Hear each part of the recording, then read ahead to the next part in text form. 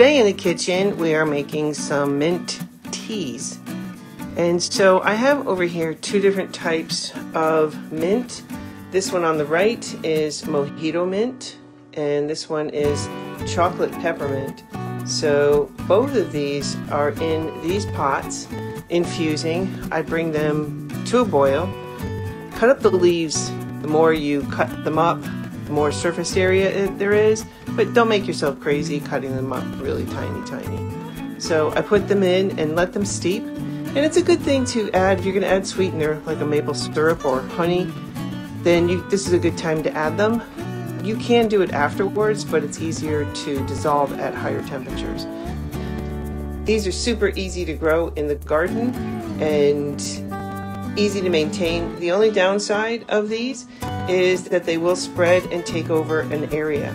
So you want to be careful where you're planting them. Planting them in a pot is much better.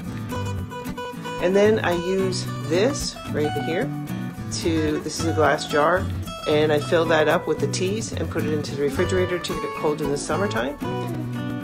And also good to have when you're not feeling well, so you can make a pot of this and just leave it on the counter and drink that if your stomach is upset or you're having digestive issues. I like these glass jars because they go into the dishwasher. You know, the downside obviously is they're fragile. So today in the kitchen we are making mint infusion or mint tea, whatever you want to call it, and hope you have a wonderful, plantastic day.